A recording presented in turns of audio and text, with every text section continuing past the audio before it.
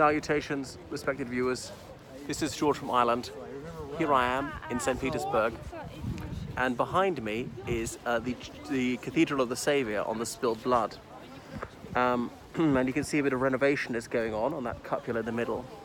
So in 1881, Tsar Nicholas II was going along here in his sleigh when Volya Narodnaya, People's Will, this clandestine organization, was there to assassinate him.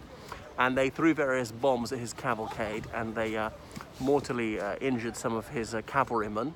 And Alexander II said stop to his entourage, and he got out to supervise the tending of the wounded and being carried to safety. And if he hadn't been standing around there, he would have survived. But there was another assassin standing there who threw another bomb, and that fatally wounded the Tsar. He said, home to the palace to die. And then his legs had been blown off, and he was being carried up the stairs with his two stumps of legs exsanguinating. And who did he see but his grandson, the future Tsar Nicholas II. So that was that. He died, I think, in his grandson's presence. So Alexander II was the Tsar liberator, and Volya Narodnaya had been this radical organization, and they demanded Zemsky Sobor, an assembly of the land. Little did they know, in his pocket, the very moment they assassinated him, was a proclamation he'd signed granting them their wish. I think not because of the threat of assassination, but he genuinely was a reformer. He'd abolished serfdom in 1861, and in 1881 he was bumped off. He'd become Tsar in 1854 upon the demise of his brother, Tsar Nicholas I.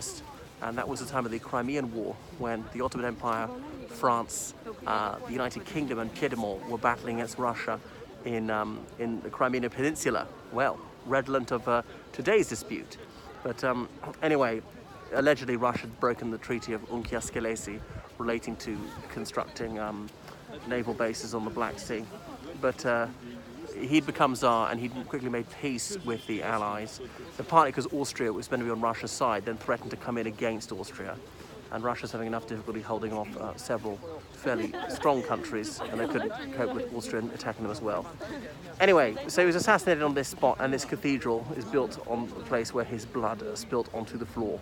And he was succeeded by his son, Alexander III, who was very much a reactionary, orthodoxy, nationality, and I can't remember what the other was, autocracy. That was his triptych of a slogan, as in promoting the idea that we are Russian. Now, for those who are not ethnically Russian, that's a bit difficult to take. The Orthodox Christianity. So if you're another type of Christian, a Catholic like in Poland, for example, or Protestant like in Estonia, that was not so alluring. And if you're a completely different religion like Muslim or Jewish, again, then this did not seem to include you. You were not respected.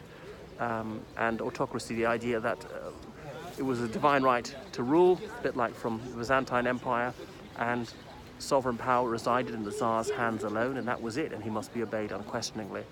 So very much an authoritarian, despotic system, unenlightened. And he passed away in the year 1894, and was a very mighty man in every way. And he was succeeded by his weakling of a son, Nicholas II. It's hard to find a historian who's got a good word to say for Nicholas II. He was a fairly good family man, although actually there are others who say that's not quite true. He had an extramarital liaison with Matilda Kshinskaya and had a child by her, although that might not be true. She might be making that one up.